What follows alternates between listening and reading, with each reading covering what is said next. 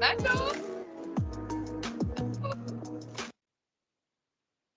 Hi there. Thank you, Amanda. I am opening up the discussion. I want to just say we normally give it about 2 or 3 minutes. So we've got more colleagues joining us always in the last minute. Everybody glides into the seminar always at 2 o'clock. And it's lovely. We already have quite a number of people in the room, Shaneel. We are so ready to hear the insights that you're going to share with us. So just to say welcome to those for you that are on time or that are early. Here we go. It's our wonderful Friday seminar series. I think it's working well. I think people are interested. It's giving us space to discuss. We've often had to extend our Fundanati moment, to a later time because people can't stop talking. And that's precisely what we want. We want to have a real intellectual ferment, a way of engaging all of the very strong minds we have here in Treasury, in the bigger Treasury family as well. So welcome to everybody. I look forward to this. This is a project that I have a little bit of detail about, something that we worked with Shaneel over 2 years, Shaneel. We did something and then we expanded on that, which is fabulous. So this is going to be great. This is something that we want to do. I'm going to wait till 14:03 and then I'll be introducing to Shaneel, but welcome to everybody that's joined in the last 5 seconds. It's great how people are sliding into this seminar on a Friday. I think this is lovely. I learn things here. I love the Fundanati moment, just to remind people you're all welcome to join us after the seminar, after we've sort of like been exposed to something new and interesting.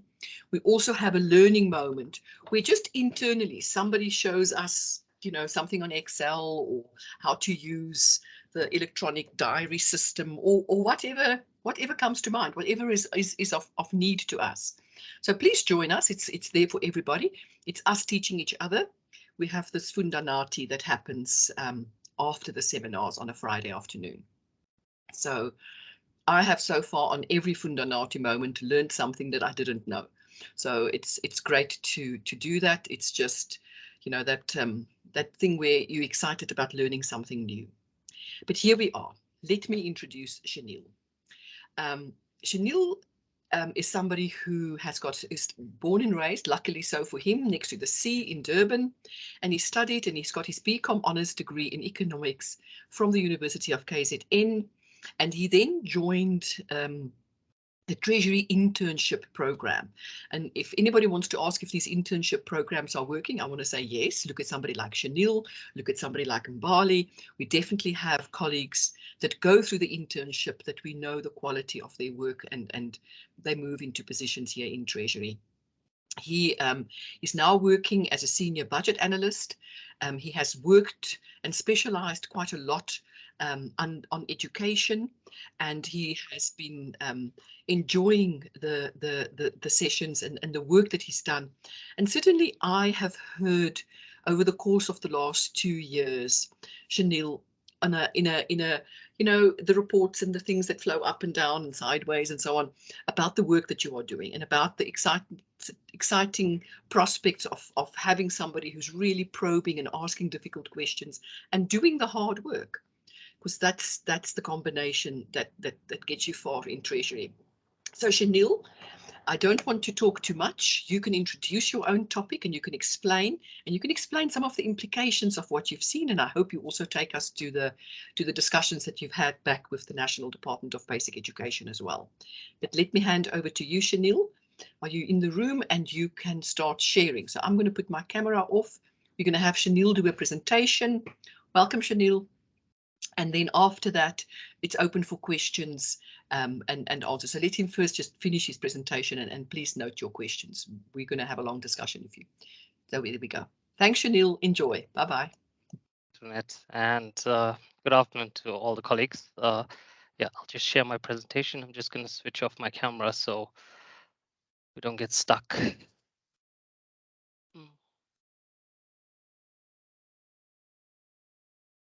Okay. Is it visible? Could someone just indicate if they can see the presentation? Yes, it's right. Yeah. Okay, perfect. Okay, good afternoon to everyone once again. My name is Shaneel, and I think Ronette mentioned that I do work in the basic education sector in the CD education and related departments. So basically, the topic is ICT spending in basic education. So Ronette did touch a bit that we did a 2020 spending review using BAS data for basic education, and we expanded this in 2021 to focus on data from Logos. And the spending review will give you some of the findings that came out from the latest spending review using the Logos data set. So basically, to outline some of the things that I'll be touching on, we will focus on what provinces are purchasing, how much are they paying in terms of unit costs, because we know we don't get that information from BAS, and are there any price discrepancies? So this just gives you some background in terms of the institutional analysis and reporting. And we see and we know that, sorry, let me just get my pointer. We know that basic education is a concurrent function, which is provided by both national and provincial levels. And this diagram just gives you an indication of the reporting lines. We see at the national level, we have the National Department of Basic Education and the National Treasury. And the green bubbles here just indicate how these departments interact in the different spheres of government. So we see between the National Department and National Treasury, we see they interact between using national legislature and committees. On the provincial level, we've got the Provincial Department of Basic Education and the Provincial Treasury, and they interact using or within provincial legislation and committees. On the district level, we've got the district offices, and at the school level, we have your schools. We also see interactions between your national and provincial levels, or between national and provincial treasury using the Technical Committee of Finance, and also between the National Department of Basic Education and the provincial basic education departments in a committee called HEDCOM. So just take you through a bit of background in terms of the methodology of the spending review. We looked at the Logos data sets, that the information in there. We then use the methodologies that were outlined in the spending review that GTAC and the colleagues took us through. We identified ICT related items, and then we grouped them into expenditure buckets. And basically we grouped them into broad and narrow expenditure buckets. And I'll elaborate a bit later on what the broad and narrow expenditure buckets actually entail. So this slide just gives you a quick snapshot of the size of the Logos data that we received. And this was just for basic education. It was an Excel overload. We see that with regards to Logos, there was a big challenge, not only because of the size of data. You can see there were like about 667,000 rows, around 51 columns. So essentially we received data of 31 million cells that had data. So not only was the size of the database an issue, but also mapping the data to the criteria used to the BAS data was a challenge. So although the Logos data has score item levels, there is no one-on-one match with the items levels in BAS. So in other words, the BAS and Logos data was not directly comparable, which effectively meant we could not compare the expenditure for the same province between BAS and Logos. And secondly, to get the total expenditure for ICT from Logos, we had to find an alternative way to map the data. So it is very difficult to find items that we can compare because of the way the data is captured in Logos. In certain instances, you have the make or model or any form of specific description that is missing in the Logos data. In other instances, you had very generic descriptions. So there is no standardized way to capture the description of the items purchased. And that made it really difficult to compare the same items across or within provinces. So to address this issue, I think logos needs to be standardized and data capturers should be trained to ensure that data is easier to interpret. So in 2020 spending review that focused on the BAS data, we identified 5 ICT expenditure buckets using the BAS data, which included these 5 categories: ICT consumables, software and training, system support, hardware and connectivity. For the logos data analysis, we kept these 5 expenditure buckets, which we termed the narrow ICT categories. And each narrow category consists of several broad ICT grouped items. So these are the broad ICT group items, 30 of them that form the 5 narrow expenditure buckets. So the broad ICT group items consist of 30 expenditure buckets. These are 30 expenditure buckets here. And they are subsets of the 5 narrow ICT categories.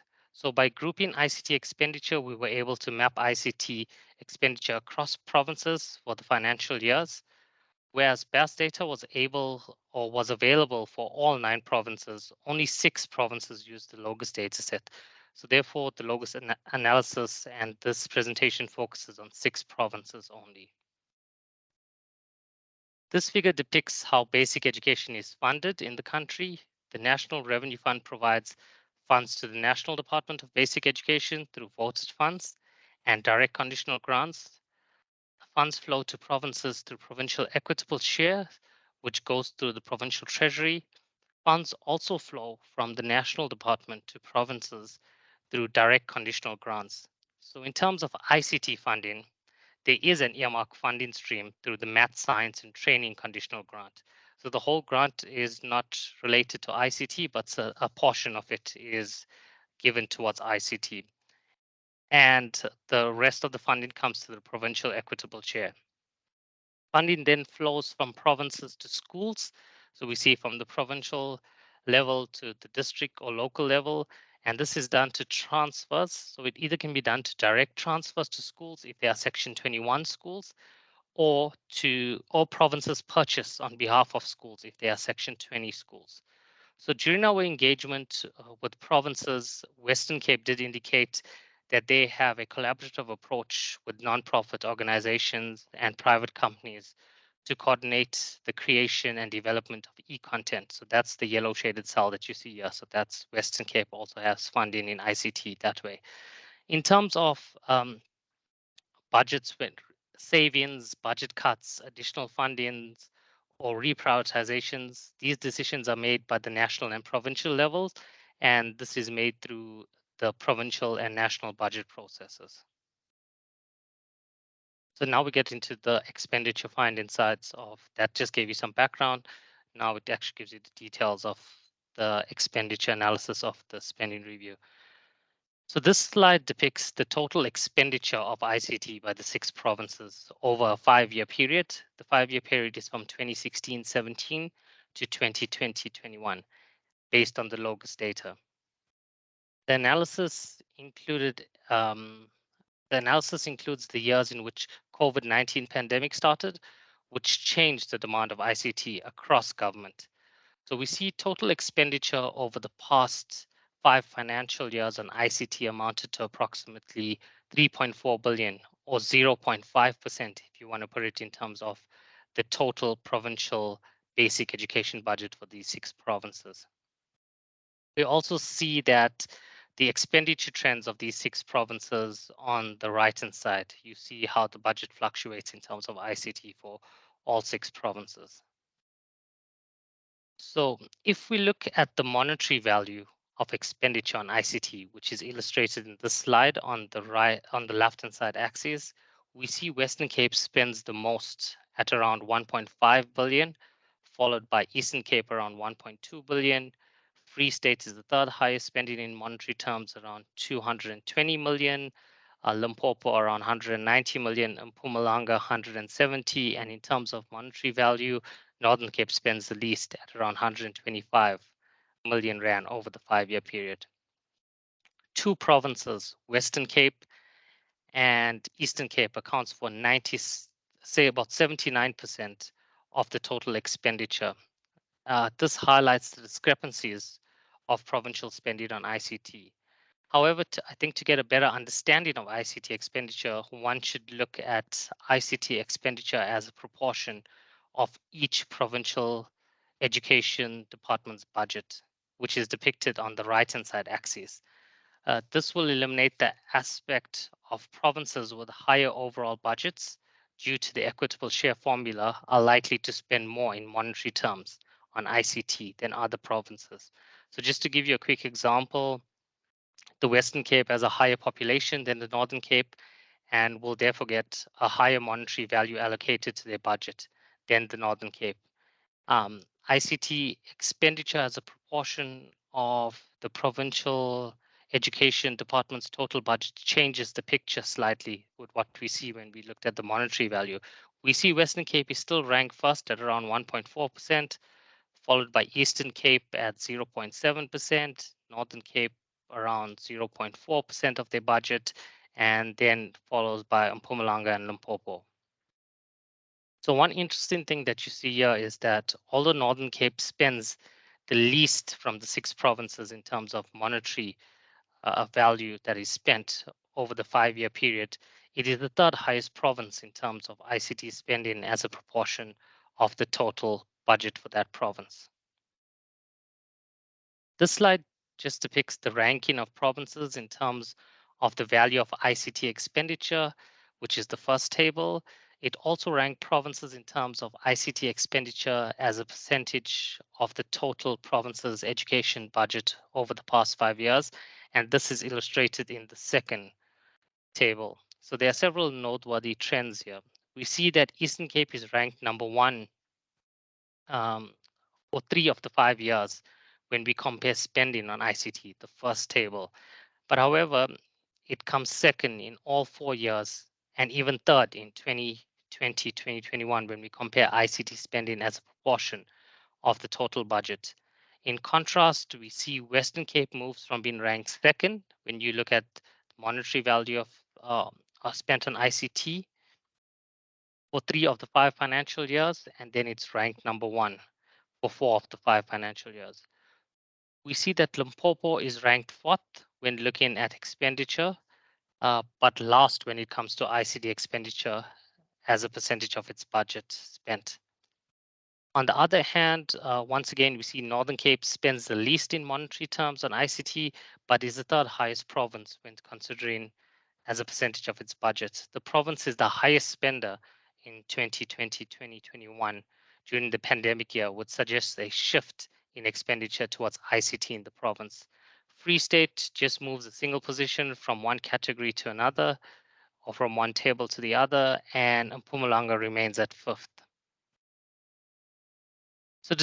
So to determine what these funds are spent on, we grouped expenditure into broad ICT grouped items and narrow ICT categories, which I elaborated a bit earlier. So just to recap, there are 5 categories under the narrow ICT category, which is connectivity, hardware, ICT consumables, software, and training and system support, which is illustrated in this graph.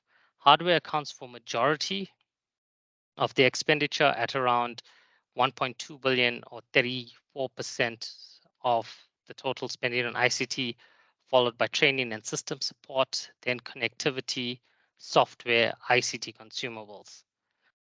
So we see approximately 92% or 33 billion or 3.3 billion rand of the total 3.4 billion rand spent on ICT falls under the top 3 categories, which is hardware, training and system support, and connectivity. This graph looks at, once again, at the narrow definition of ICT expenditure buckets, but now broken down by province. So from this illustration, we see that provinces are implementing different strategies as they are investing in different areas of ICT. We see the Eastern Cape, Free State, Limpopo, and Northern Cape are more rural and are adopting a more teacher and learner-based approach to ICT. They invest in more in hardware, software, training, and system support to provide devices and support to learners and teachers. while Western Cape's strategy is to create an ICT learning environment in schools and is investing in connectivity. And the reason why they're investing in connectivity is to create a local area network between the schools in the province. Now moving on to the broad ICT grouped items. And these are once again the expansion of the 5 narrow ones, and these have 30. So it includes 30 broad expenditure buckets, and those are the 30 broad expenditure buckets on your x-axis. And this 30 consists of 3,500 items make up these 30 items that you see. These expenditure buckets are illustrated in this slide. And from this figure, it is clearly visible that 4 areas, which are connectivity, ICT support, computers, and hiring of ICT accounts for around 77% or 2.6 billion of the total spending on ICT over the 5-year period. Connectivity accounts for the largest share of the expenditure, around 1 billion, or if you want to put it in percentage terms, around 27% of the expenditure, then followed by ICT support and installation, then computers, and hiring of ICT accounts for about 6% of the total ICT expenditure. So given that these expenditure buckets consist of 3,500 unique items from Logos, we needed to take a deeper look to understand the cost drivers under the top 4 expenditure buckets. So note that these expenditure buckets can be broken down into details and specifications, which this table illustrates. So the cost driver under the top 4 expenditure buckets, which I elaborated on the previous slide, under connectivity, we see that data related costs is the main cost driver, while under ICT support is mainly related to hardware, software, network installation, and maintenance. And expenditure under computers are mainly incurred for devices. So example, laptops, desktop, tablets, etc. Under the hiring of ICT, the main cost driver is hiring of photocopying machines, computer equipment, and telephones. So to get a better understanding on what provinces are spending on, we look or we take a deeper look into each province in terms of these categories. In terms of Eastern Cape, Free State, and Limpopo are the main cost drivers under the hardware expenditure bucket, and these provinces account for around 76% of the amount spent for the hardware expenditure bucket. Free State and Limpopo spends the majority of their budget on desktop, laptops, and tablets under computers, while the Eastern Cape spends the majority of its budget on support and maintenance of computer equipment and software under ICT support. Eastern Cape also spends a lot in terms of the area of computers.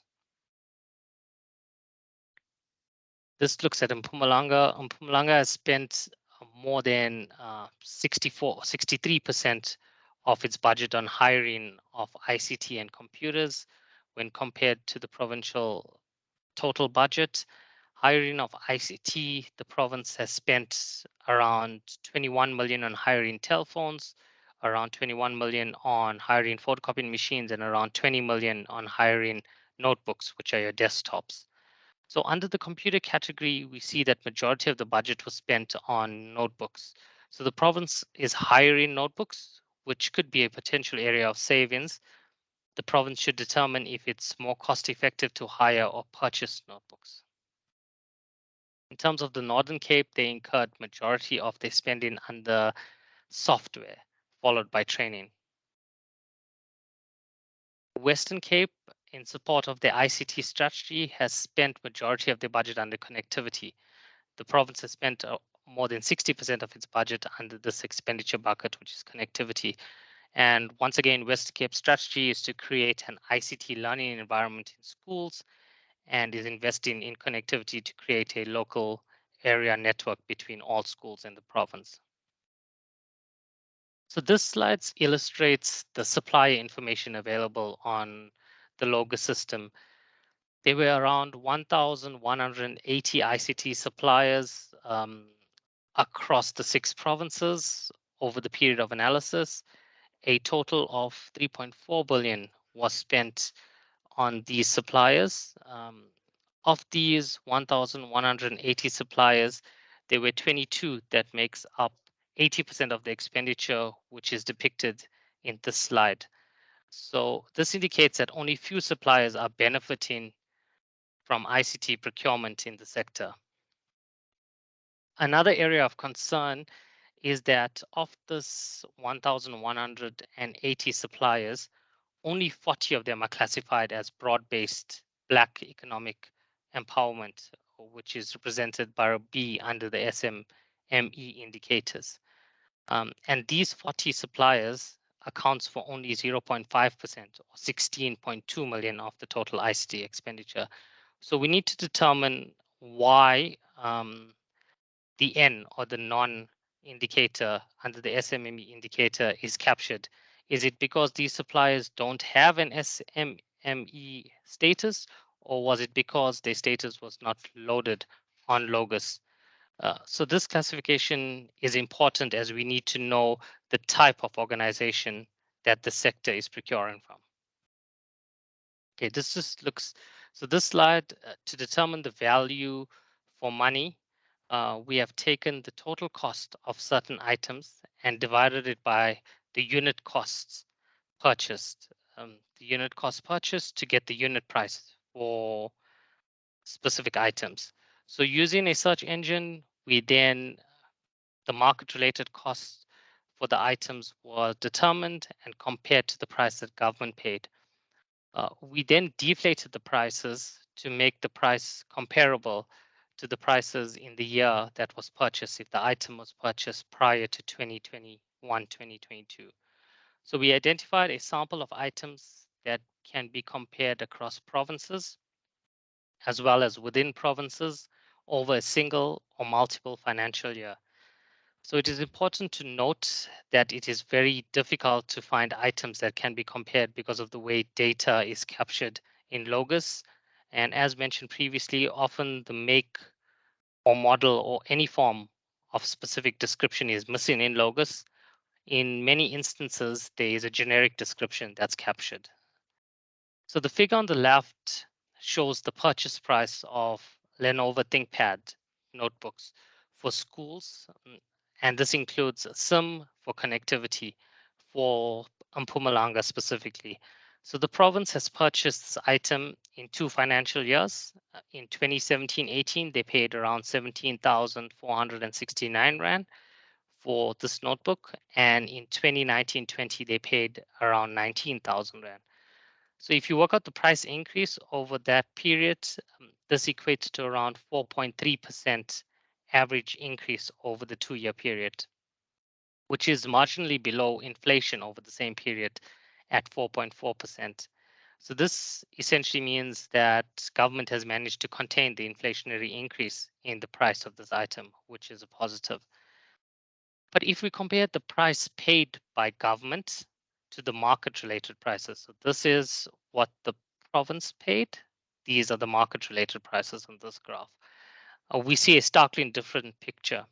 In 2017-18 and 2019-20, government paid a premium of around 5,900 in the first financial year and a premium of 6,200 above market related prices for the 19-20 financial year. So this, if you put this into percentage terms, it's actually a bit more shocking. This equates to a premium that government has paid around 34% for the first year and 33% for the second year. So we then calculated the amount of money that could have been saved if government bought these Lenovo laptops at market prices. And a total of 347 items were purchased over this 2-year period. And the table at the bottom left slide shows that around 2.1 million could have been saved if the devices were purchased at market related prices. So the graph on the right hand side illustrates the price that Mpumalanga paid for uninterrupted power supply in the 2016-17 financial year. So this is this graph here.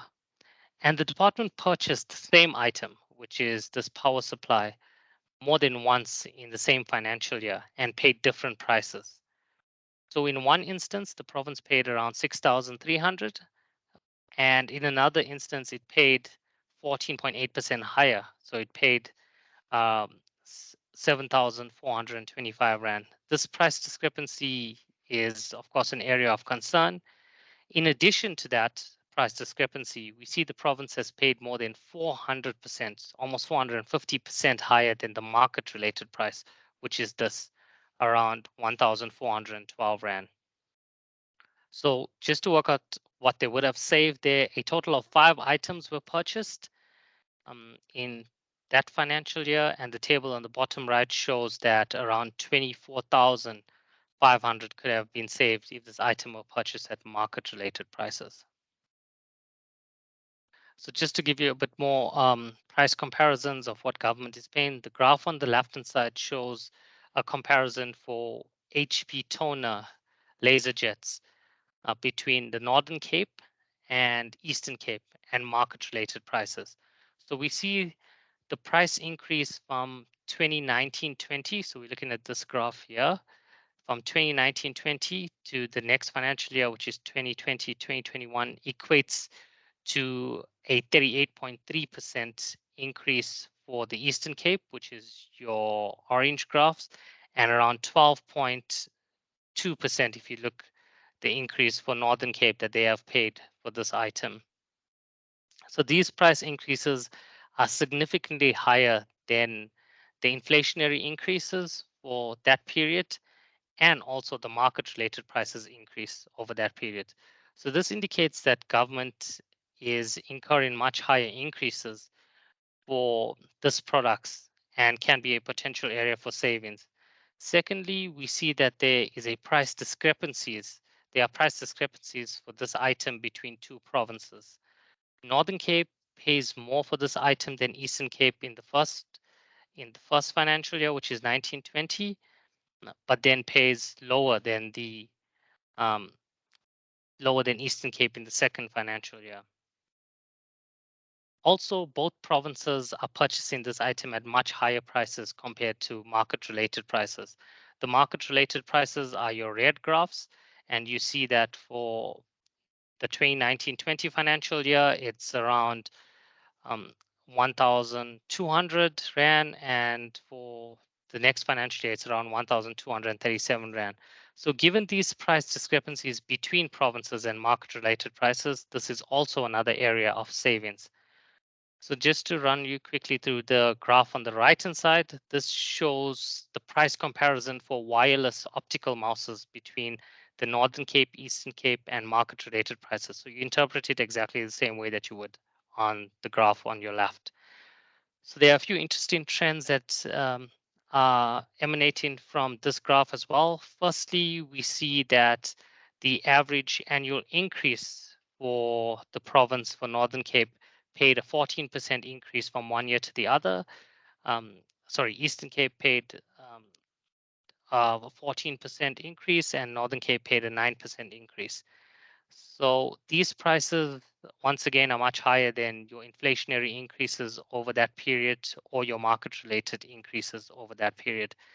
And secondly, we see that there's still a price discrepancy between the provinces. You can see that Northern Cape pays higher than Eastern Cape in this financial year for the same mouse. And here, Northern Cape once again pays higher than Eastern Cape. And finally, we see once again, both provinces are purchasing these much higher than the market-related cost, which is around 93 Rand in the first financial year, and in 2019-20, it's around 110 Rand. So this also looks at a comparison between government purchasing price and market-related costs for 4 gigabyte memory sticks. And this is illustrated in this slide. We see that every memory stick was purchased above, every 4 gig memory stick was purchased above the market-related cost of 50 Rand. That's the market-related, the orange line here is the market-related cost for a 4 gig memory stick. And if you a total of 594 4 gig memory sticks were purchased at a total cost of around 523,000. And if these were purchased at the market related cost, you could actually incur savings of around 254,000 or 49%. So almost 50% could have been saved if we purchased this at market related cost. So this methodology was then applied to the other 8 storage device categories. And you can see that's this table on the right hand side. So we applied the same methodology, and we found that you could have saved around 2 million or 37% if all these storage devices were purchased close to market related costs. So in trying to determine value for money and identifying areas of savings, we looked at a few hardware items and compared the items and compare them to market related costs. So the previous slides just showed you comparisons between provinces and within provinces. So this just looks at items, general items, hardware items, and comparing them to market related prices. So this would enable us to determine if government has paid more or less than market prices, and if so, by how much. So this table shows this analysis for 14 hardware items. And from the table, we see that government has paid higher prices for these items. In monetary terms, the premium ranges from around 300 Rand for item number 10 to around 16,911 Rand more for item number 14. So on average for the 14 items, government has paid around 8,245 Rand more than market related prices. In percentage terms, we see government has paid a premium of around 1.3%, which is the lowest for item number 10, and paid around 63% for item number 17, a premium over the market related price. And if you work out on average for these 14 items, government paid around 40% higher compared to market related prices. So if government had to purchase all these 14 items at market related prices, a savings of around 18.6 million or 45% of the total spent could have been realized. So it should be noted that there are around 3,500 unique ICT items in Logos, which I mentioned before. And due to time constraints, we were unable to get market related cost for all. However, based on these 14 items and the previous slides, we have selected these items. And if we see what government paid, they have paid a premium. And if one had to conduct this analysis for all 3,500 items, the savings would be significant. So based on our analysis of the Logos data for the 6 provinces, we have seen that there are not only price discrepancies between provinces, but also price discrepancies within provinces. In addition, prices paid for ICT related items are significantly above market related costs. And these are areas that can bring about greater efficiencies and, most importantly, savings in the current constrained fiscal and economic environment. So just to give you some insight and findings, so this slide summarizes the insight and findings from the spending review, the 2021 focusing on the Logos data. The first thing we see that is ICT funding varies across provinces, as there is no earmark funding with the exception to the maths, science and training grant, which is a very small portion of the ICT funds that are spent. Also, we found that provinces are implementing different strategies that could lead to different educational outcomes, which we would not want. The analysis showed that across comparable times, provinces are paying different prices. As mentioned, Northern Cape pays more for an HP laserjet toner than Eastern Cape in 1 year, and then pays lower in another year. So this would suggest that there are price discrepancies between provinces, and they might not be getting the best value for money. Next is, based on our findings, we see that the same item is purchased more than once, but at different unit cost. And the example that was given in Mpumalanga purchased the uninterrupted power supply twice in the same financial year, but paid 2 different prices. So based on the sample of ICT items that we selected, we found that provinces are paying significantly higher than market prices. And from the previous slides, we saw that those 14 hardware items, the government could have saved around 18.6 million Rand, or around 45%. So this indicates that the sector is not getting value for money. The escalation cost applied to government seems to be higher than the escalation cost for the private sector. This essentially means that higher than inflationary increases for government compared to inflationary increases for the private sector. So the example that we saw was the annual average increase for optical mouses equates to around 14.6% for Northern Cape and 9% for the Eastern Cape. And this was much higher than the average inflationary increase, which equated to around 5.4% over the same period. And finally, uh, is the type of ICT purchased fit for purchase. So in a few instances, we saw that Apple computers were purchased, and the unit cost for Apple computer was around 46,000 Rand. Firstly, this was much higher than the market related cost, which is around 30,000 Rand for it. And secondly, is there a need for such top end computers in the education sector? So in terms of recommendations, in terms of the short term, there is a need for better policy and implementation guidance on ICT in the basic education sector. This will prevent the current fragmentation approach across provinces and, and will more importantly prevent different educational outcomes.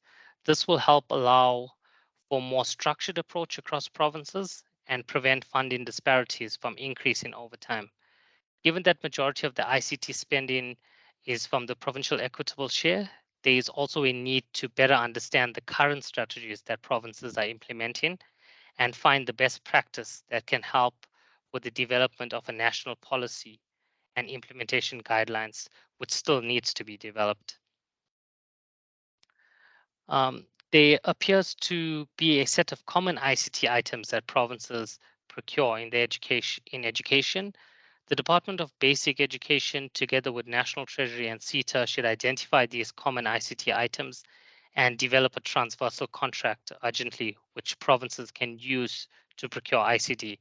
In addition, I think the OCPO and DVE should analyze the procurement data to compare ICT prices to ensure that provinces are getting value for money. So if we do this, what will be the long-term benefits?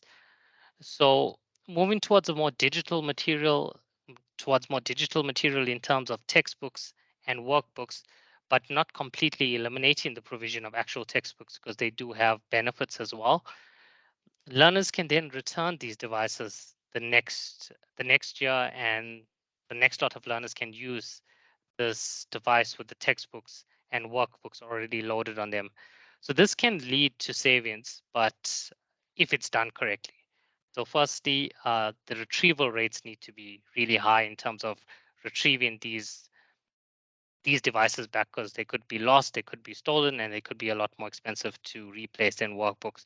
And also the other thing that we need to consider is what is the lifespan of these devices. I mean, it needs to be proven to be cost effective how long these devices can last for. Secondly, we know that during COVID, and we're having this meeting virtually as well, training and development for learners can happen digitally, which will save costs in terms of traveling, catering, venues, printing of material, the cost of training. As digitally, you can connect a lot more people digitally. So we know that ICT can help bring about savings in that aspect as well. Learners, in terms of learners, will be better equipped to enter the labor market and be better prepared for the current jobs that are available and the future jobs that are related to the fourth industrial revolution. So we'll have more skilled learners if they are ICT, if they are taught ICT, and if they are able to use these devices and learn on them. So we know current norms and standards for class sizes equates to around 40 learners per class in the primary school sector. and around 35 learners per class in the secondary level.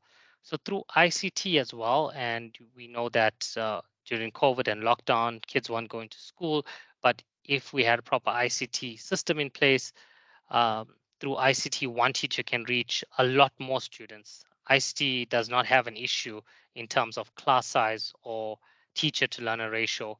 Also, in terms of digital content, learners are learners can be allowed to learn and go over the content at their own pace. And finally, in terms, it will allow for more accountability through administration ICT, as we will be able to increase data collection to make more informed decisions. This will help improve monitoring and evaluation in any sector, let alone the education sector. So essentially, we have to invest in ICT now and realize savings later. However, we don't have unlimited resources, as we all know. So the big questions are: how much will it cost? What and where should be prioritized?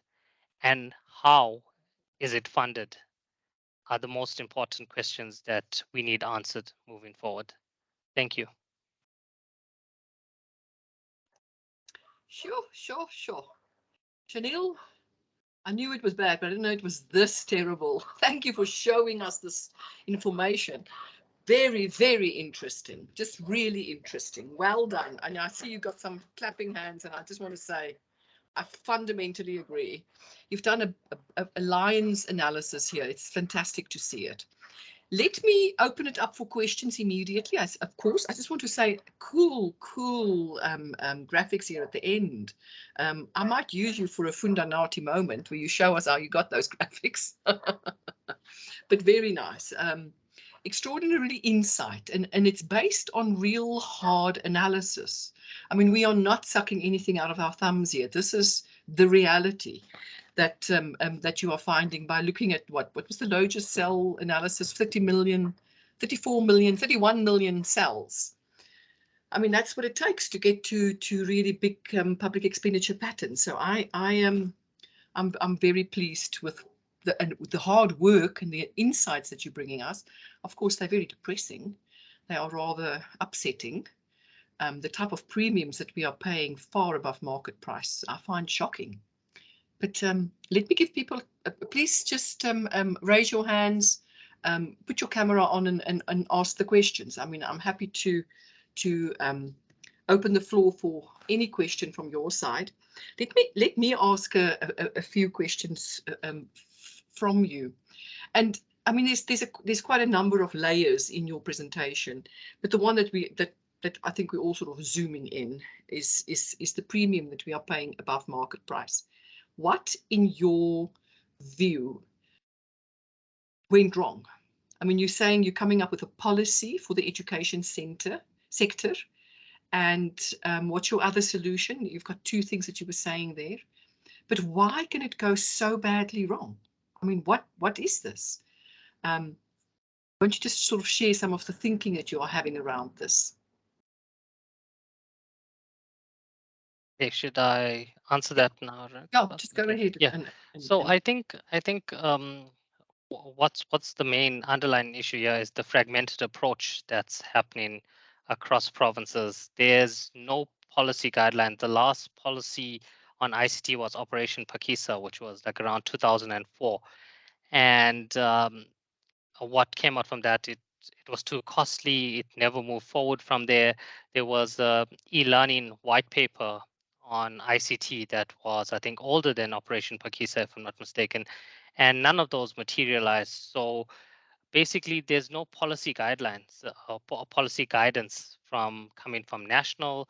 So provinces have the freedom to purchase what they want to when they want to, depend on funding.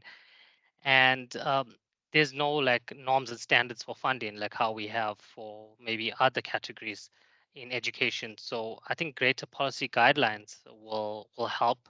But yeah, I think the fragmented approach and lack of policy guidance is causing the huge premiums that are being paid.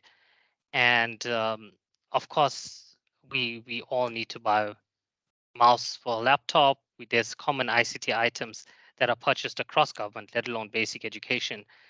And there's no transversal contracts for none of this. I think there was one province that's actually using their admin transversal contract to purchase ICT equipment. So I think if there's a transversal contract that can be done, let alone for basic education, but across government for ICT, we'll see greater efficiencies, and we will see those market purchasing much closer to market-related cost or even lower, given the economies of scale. Yeah, this is the interesting thing that you mentioned here, Shaneel, and I mean, education people do come in on this. You're mentioning that there was a policy developed framework idea, but it was so exorbitant that it didn't really, you know, got implemented appropriately because it just became too expensive. And isn't that often the mistake that one finds, is that when the plan is just, you know, unrealistic, it's no plan. And in many ways that's what I'm hearing here as well. But let me give Cindy Lungile, is it Cindy, a chance to speak. Cindy, go ahead. Just put your microphone on. There we go. Yes. Good afternoon, everyone. Yes, it's Cindy. Thank you, Shaneel, for the presentation. Quite interesting, I must say. Firstly, maybe probably just a few comments. I think I agree with him on the fragmented approach. I might have missed it. I'm not quite sure.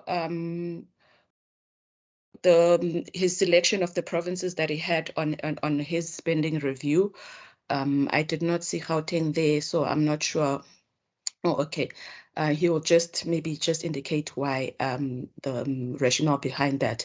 I'm asking this because in Gauteng, speaking about the fragmented approach, we know we have the Department of E-Government, right? And when he does say that provinces are taking different approaches to ICT spending and implementation, it's quite very evident when we then see that we have another province that has an e-government department that is meant to streamline, I mean, ICT spending and ICT implementation within provinces, not only just education. There's also issues of connectivity where we are looking at the broadband strategy, which also should be informed from national and filtering downwards. I think those are the kind of issues then speak to the difference in spending and all these price fluctuations that we see, as you have mentioned, between the market and what departments are spending. I also would want to find out from his side if he was able to delve deeper into the issue of CETA, because I know CETA is, I mean, one of the, I don't want to say the sore points when it comes to things like this and transversal contracts. I feel like we should have had more time with this because it's quite interesting and so broad and so much I would have wanted us to discuss. But one of the things that I do want to indicate is that even in interdepartmental ways, streamlining of ICT is actually required. As he had mentioned, there are common ICT items that have been bought, never mind just the connectivity part of things. How do we streamline that within provinces, but also the coordination from national, provincial to also local?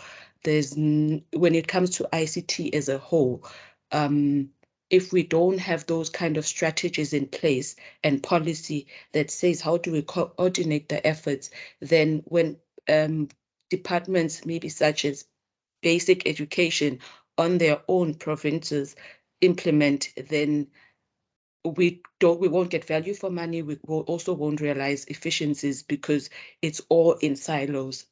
So I think from that's what I wanted to mention. If he can just maybe indicate his thoughts on CETA and how maybe their role could be improved. I don't know. Just wanted to mention something. Cindy, thank you. I'm going to slightly protect Shaneel. I want him to come in on the CETA component, But just to also mention that we're doing a spending review on ICT expenditure across government at the moment, looking at the very policies and the processes within CETA and why are these, what is the cost drivers here? But Shaneel, you want to come in and comment on the comment? Yeah, sure. Thanks, Ronette, and thanks, Cindy. Okay, I think firstly, in terms of why Gauteng is not included into the data, so Gauteng don't use the LOGO system. There's only 6 provinces that use them, and Gauteng is not one of them. So that's the reason why Gauteng's analysis is not in this data. And in terms of, I think you touched on like the fragmented approach again, and one of the things that we did find as well is that there's a Department of Communications which should be rolling out connectivity, but because it's not happening and education departments needs to provide devices, and you can't just provide devices without connectivity. And you see that's also another fragmented approach in terms of, firstly, the Department of Basic Education is providing connectivity when the Department of Communication should be doing it. Secondly, so if departments have to provide internet connectivity, you've got a fragmented approach again, once again, how they provide it.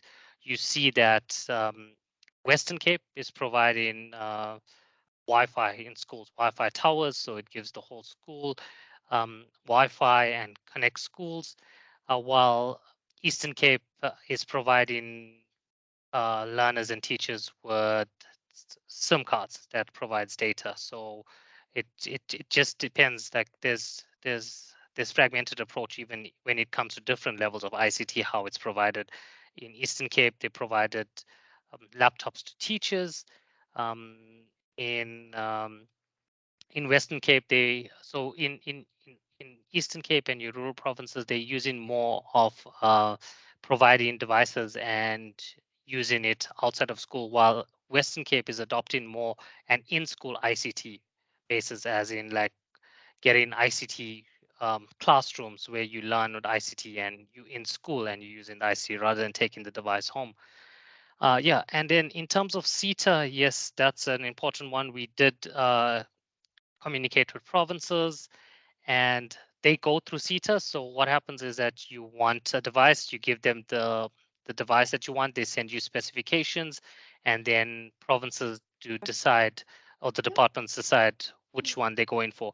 But what we see is the issue here is that there's no one that's, when you receive these quotations back, there's no one that's actually analyzing to see if you're getting the value for money here. So that's the big issue. So when the quotations come, whether it's 10,000, 50,000, and 100,000, the 10,000 could still be 50% more than market-related prices, but you choose it because you think that CETA is doing, they getting you the best price that's possibly out there. So yeah, CETA is involved, but I think the big issue is that actually who's analyzing the value for money and whether you're getting the best value for money. I mean, Shaneel, you're starting to point to, because I want to say, I mean, let's get serious, guys. If we have a 30 to but 200% markup over the market rates in government, then surely it's not just a matter of a new policy and a uniform standard policy, Shaneel. It is something that needs to happen in the analytical component in each department where it's being bought. Everybody must get like value for money. So how can we pay 7,000 rands for a thing that actually costs 1,000 rands? I mean, that is like, for me, beyond ridiculous. Is it purely because of a reliance on the CETA? I mean, I can't understand that nobody has Googled the price of a UPS, you know. I don't know. There's more stuff going on here than what seems to be the light of day. But let me give Ayanda and then Jeffrey, Ayanda and Kundla, and then Jeffrey Smith chance to come in. Thank you, Chair. My name is Ayanda Nkundla. I'm from the DPSA. Thank you so much for the presentation. the presenter. I joined I got an invite when you have already started with your invitation, but I appreciate that I've managed to connect. Yes, I would like to talk about the issue of non-uniformity with regards to the way the education sector is spending, and also the way it's structured. And also I would like to agree that in terms of the Eastern Cape province, more especially on the item airtime data and also the laptops and smart pads, that expenditure was very high on the financial year of the review compared to other provinces, followed by Gauteng. And also my question now that maybe can trigger ourselves, and we can ask to the National Department of Basic Education, in terms of the policies and also ensuring uniformity, why is there's this lack of uniformity and the approach in terms of how the services are being provided? Because the teachers, learners, teachers, and and school principals were provided with smart pads, and also airtime and data. So, in terms of comparison, what was happening with other provinces? It's a question that we need to ask ourselves, and to make sure that it's been addressed, to ensure that we don't. Is it good or bad the way it's happening? That these are the questions that we need to make sure that they are driving the conclusion of this analysis and the findings. Thank you, Chair. Okay, Shaneel, I think we're going to take on Ayanda's question, but I do want to say, what are some of the solutions? You've given us now this very grim picture. And I know that you have spoken to some of the governance structures. Just perhaps you want to mention the HEDCOM meetings and HEDCOM subcommittees, and just talk a little bit about what was now that we've done the body of work, the analytical insight was there. What was the bureaucratic response as well? What was the next steps that you guys took within your purview? And then Jeffrey will come to you next. Shaneel? Thanks, Renat. Yeah, I think so. When we first started with the 2020 spending review based on the BAS data, yeah, I think that we presented it to in the national showcase, and then we did present it to the National Department of Education, and they did agree that about this fragmented approach and the fact that more needs to be done in terms of policy guidance in the sector, and so they agreed with it, and we also taken this committee or this spending review into the ICT HEDCOM. So they've put us on one of their meetings, which we present there.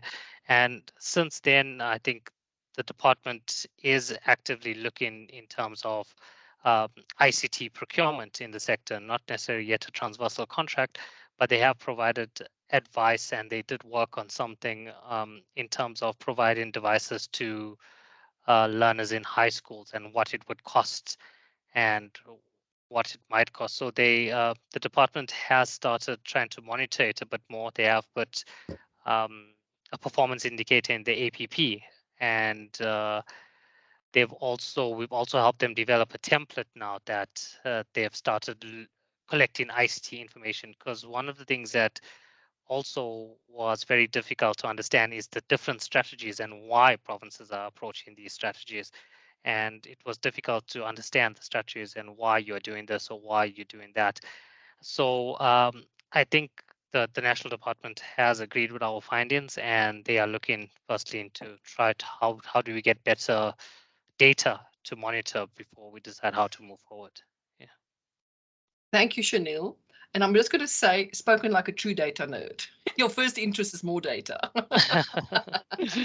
But yes, no, it's important, obviously, colleagues. And I think this is part of what we have to understand when you're in the Treasury space. You can ring the bell, you can contact the National Department and say, I see a problem, I see more detail around this issue. But there's also there's only so far that you can go as a Treasury official, and that's part of the painfulness sometimes. But I think, Shaneel, you've gone the extra mile. You've gone to present to the structures and the institutions that can take power, full decisions. I think what I'm going to do is I'm immediately going to set up a Friday afternoon seminar on the spending review on CETA. So we can all come together again and hear some of the more foundational reasons about why we're paying 7,000 rands for a 1,000 rand thing. So let's get cracking on that. Jeffrey Smith, please. Thanks, Ronette, and thanks to Shaneel I don't want to say, well, it's a good presentation, it's not a good story, and you know that you've messed up my mood for the weekend, no? But that's not your fault.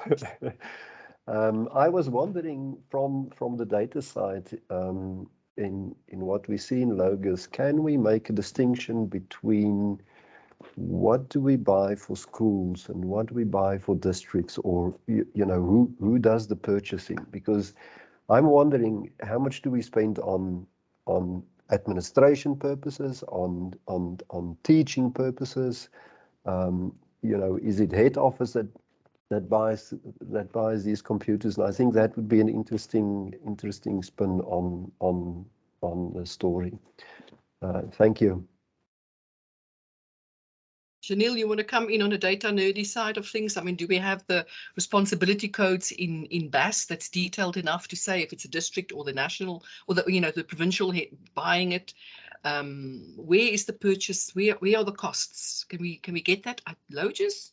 I don't know, Jeffrey. I don't think so. Logos is not good, not nice. But Shaneel? Yeah, so there are responsibility levels, and we try to map them out, but they weren't useful at all. I mean, certain things gives you just HS, which might be a high school. Certain things gives you a name of a school. Some things just give you no name at all. The fields are missing. There is a responsibility level that you can use, but we couldn't find a useful way to map it out because in the BAS, with the BAS data, we could do it by administration and school, just in terms of, but that was basically just looking at the admin program and looking at what was bought in the public ordinary schools program. And we assumed that what was bought under the public ordinary schools program went to schools. But yeah, the fields are really messed up in terms of the responsibility level, because that was the area that we wanted to go to, unless we have someone that can help us interpret the way that field works. But yeah, there's missing information there. Okay, I'm not gonna stop on this negative note. I'm going to say there's some more work, there's some more exciting analysis that can be done. And I'm sorry, Jeffrey, and all the other colleagues for like having to share this insightful, though negative picture. And if your weekends are a little bit going to be like Demakar, my apologies for that, but let's think hard over the weekend about how one can find more of this type of information. Look at the experience that Shaneel is sharing with us within education, but I'm sure we can extrapolate the lessons and the type of questioning, probing approach that he's taken across to many of the sectors that many of us are working with. But just to say again, we've come to the end today. Shaneel, thank you very much, both for the hard work, because I heard over the 2 years, the sort of data down analysis, deep dives that we had to take in there. Beautiful work that you've done, hard work. Thank you for sharing with us today. Let's keep an eye on this type of expenditure. Let's try and think more, and sorry for the weekends, go and think some hard, spend some hard time thinking over the weekend around this stuff, and let's pick up the conversation about what one can do on Monday. Thank you very much, Shaneel. I'm going to say it's great to talk, and thank you everybody for being here. You're all invited to the Funda Nati moment. We're going to have half an hour of just sharing and learning something now. I think the link is here in the chat. And Amanda, you want to come in on the Funda Nati? Thanks. Thank you, Shaneel. Thank you. Yes, before we move and everybody leaves, you will also see that we would like to get your feedback. There's a form that was posted by Caslin. If you can just give us feedback on what you experienced during the session. And the Fundanati link was also shared by Casson. We will start at 3:15 with that exciting stuff, learning more about Excel, and let's meet there. Thank you. Okay, thanks, Amanda. The presentation is available on the GTAC website, on the Knowledge Hub, but also the fuller study, the longer, written up study that Shaneel did is, of course, available at our Public Expenditure Policy Analysis Hub as well. Goodbye, everybody. Stay well. Enjoy the weekend. We'll see you in 2 weeks' time. Next Friday is Easter, but the Friday thereafter we continue with our seminar series. Bye-bye, everybody. Stay well. Bye-bye. Everybody, bye.